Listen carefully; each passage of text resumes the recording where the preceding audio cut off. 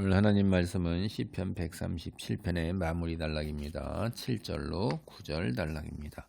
137편이 바벨론으로 끌려간 유다 사람들이 이제 조국으로 돌아올 날을 꿈꾸면서 살아서 그 기다림 속에서 지쳤어요. 그러다가 이제 마침내 하나님께서 돌아오게 하실 때 돌아왔습니다. 돌아왔는데 상황이 참 기가 막힌 거죠. 현실이.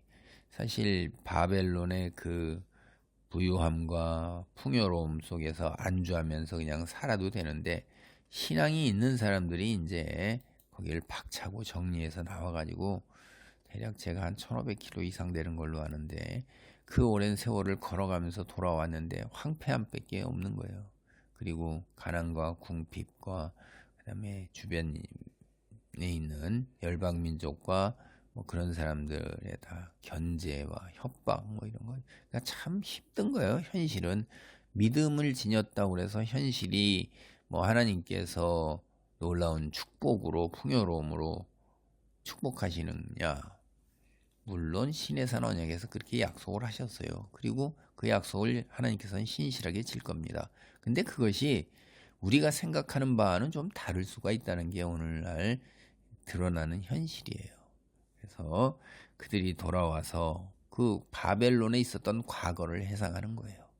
수금을 타봐라, 노래를 불러봐라 했을 때 참 가슴이 찢어지는 것 같고, 하나님이 어디 계시냐는 조롱 속에서 참 무너져 내린 것 같은데도 하나님만을 믿고 의지하고 신뢰하고, 내가 하나님을 잊어버리면 내가 수금 타는 그 재주도 못 부리게 말라 비틀어지고 내 입이 입천장에 붙어버려서 말도 못하게 되라고 스스로에게 저주를 내린 거예요.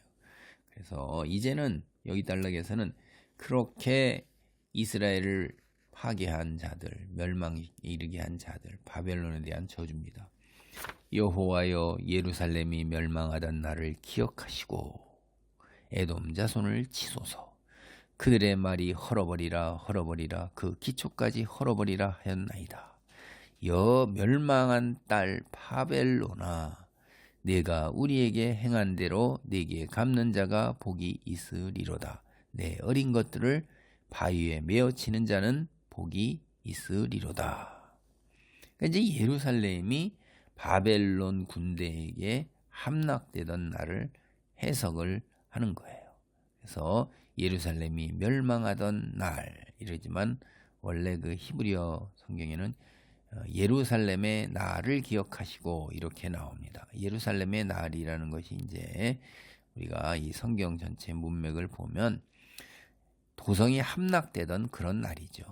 그래서 새 번역이나 아가페나 현대인의 성경, 영어 성경이나 유대인의 성경도 이거를 예루살렘이 멸망하던 날이라고 그렇게 번역을 한 거예요. 이게 뜻을 전하기 위해서. 우리가 역사적 기록에 의하면 바벨론이 예루살렘을 정복을 했어요. 그런데 예루살렘이 멸망하던 날을 기억하시고 에돔 자손을 치소서 그랬어요. 에돔 자손. 이 에돔 자손이 누구예요? 에서잖아요. 그러면 하나님께서 생각해서요. 아브라함, 이삭, 야곱 내려갈 때 형제예요. 이게 가까운 거예요. 혈통적으로. 야곱의 형의 자손이니까. 그런데 이 에돔 사람들이요, 이 이스라엘을 그렇게 좋게 대하지를 않잖아요. 그래서 여기 이들이 예루살렘이 함락되었을 때 바벨론군에 앞장서서 들어오고 바벨론을 도왔던 사람들입니다. 그게 에스겔서 25장 12절로 14절, 35장 5절로 15절이나 예레미야애가 4장 21절을 보면 나와요. 그들은요, 형제지간이고 혈통적으로 가까운데도 이미 벌써 에서 자체가 세상에 속한 자잖아요. 하나님을 떠나서. 그러니까 그게 그냥 내려오는 거예요, 그냥. 그래서 항상 하나님을 믿는 하나님의 백성인 이스라엘 숙적으로 생각하는 거예요. 어떻게든지 짓밟고 없애버리려고 하는 거예요. 그래서 바벨론이 예루살렘을 에워싸고 포위 공격할 때 가장 앞에서 공격한 사람들이에요. 그리고 헐어버리라 이러는 거는 완전히 옷을 벗겨버린다는 거예요. 그냥 끝장낸다는 거죠. 끝장. 응? 끝장내버려라. 그래가지고선 기초까지 다 헐어버려서 아예 그 성읍 자체를 다 없어버리라는 게, 없애버리는 게 그냥 박멸하는 거죠. 그냥 뿌리째 뽑아 없애버리는 거예요. 근간을 아예 없애버리는 거예요. 그러니까 유다가 다시 나라로 서지 못하도록 아예 철저하게 짓밟으려고 그랬던 게 에돔이에요. 야, 진짜 어떻게 이렇게 야곱의 쌍둥이 형 에서의 후손들이 이렇게까지 할 수 있느냐. 그러니까 이 이스라엘 사람들은 그래도 유일한 형제 나라라고 생각하고 아브라함의 자손이잖아요. 그러니까 그 밑으로 아브라함, 이삭, 야곱 해서 거기에 호의를 가지고 있었는데 뒤통수를 친 거죠. 그러니까 배신감을 어마어마하게 느끼는 거예요. 그래서 유다의 숨통을 끊어놓은 바벨론 이상으로 이제 그들이 저주받기를 원했고, 또 이제 8절을 보면 그대로 또 바벨론 역시 그 멸망당할 것을 이제 기도하고 있는 거죠. 그러니까 바벨론으로 끌려왔을 때 사람들이 해방되기 위해서는 바벨론이 먼저 망해야 되잖아요. 그래서 이게 이 바벨론이 끌려왔을 당시에 이거 회상하는 거 보면 멸망한 딸 바벨로나 이렇게 아니라 거기서 회상하는 거예요. 그때 외쳤던 걸 회상한 거잖아요. 멸망할 바벨로나 이렇게 이제 미래에 거기서 회상할 때는 그렇게 옮겨야 되는 거예요. 그래서 이제 거의 대부분의 성경은 이거는 멸망할 딸 바벨로나 이렇게 번역을 하고 있습니다. 영어 성경뿐만 아니라 우리나라 세번역화가 편돼 있는 다 그런 거예요. 그래서 이제 문맥상으로는 그게 맞는 거죠. 그래서 어린아이를 이제 바위에다 매어 치라고 그랬어요. 오늘날 생각하면 이게 이제 받아들이기 굉장히 힘든 저주인데 끔찍하잖아요. 두 가지 의미가 있어요. 아이가 그렇게 해서 없다 하는 건 미래가 없다는 거예요. 바벨론이 완전히 망해서 다시는 부활하지 못하도록 아이들까지 싹 다 없애버리라는 무서운 저주죠. 그들이 바벨론이 얼마나 주변에 많은 민족 다 정복했잖아요. 다 정복해가지고 다 그렇게 그 주변 민족에게 행한 일 똑같은 거예요. 그들이 이렇게 했거든요. 이거를 그들도 같은 일을 경험하게 해달라. 이게 또 한 가지 의미가 이제 미래가 없다는 거하고 경험한 거를 그대로 경험하게 해달라는 거죠.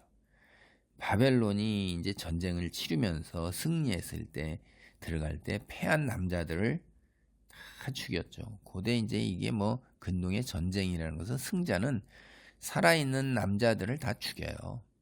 포로가 없어요. 왜 그러냐면 그들이 화근이 될까봐. 나이 상관없어요. 아이들이고 노인이고 다 죽이고, 심지어 기록에 이런 데 보면요. 여러분 신명기 32장 25절, 열왕기 8장 12절, 호세아 14장 2절, 아모스 1장 12절, 나훔 3장 10절 같은 데 보세요. 상경이 상당히 많아요. 임신한 여자의 배까지 갈라서 아기를 다 죽였어요. 그냥 잔혹하기가 짝이 없는 거죠. 혹시 남자아이가 있을까요? 아예 그냥 싹 다.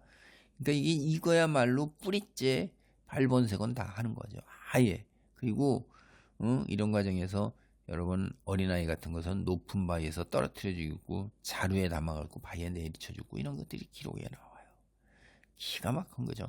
그러니까 이 당한 그대로 바벨론의 아이들 역시 그렇게 당하라 이거예요. 분노가 아주 크게 당한 거죠. 기가 막힌 거예요. 이게 어마어마하게 충격적인 거죠. 오늘날 보면 이렇게 이런 것도 우리가 성경에 있다는 것을 봅니다.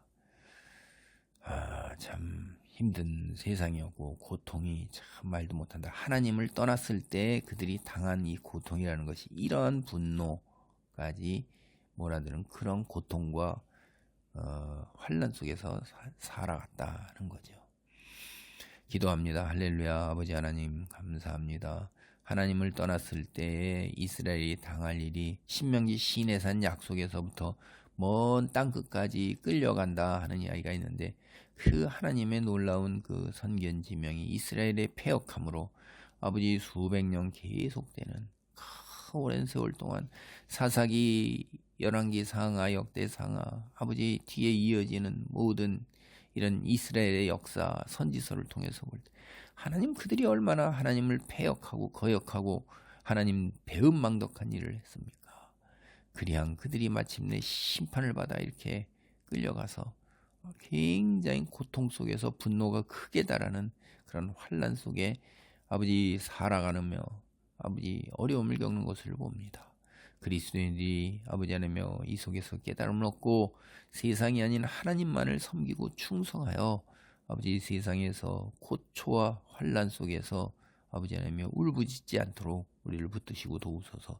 주님의 거룩한 아버지 하나며 진리의 빛으로 아버지 옷을 입고 온 세상에 빛을 발하여 주의 영광을 드러내며 하나님의 복을 전하는 그런 구별된 삶을 온전하게 살아낼 수 있도록 붙드시고 도우소서. 예수님의 이름으로 기도하옵나이다. 아멘.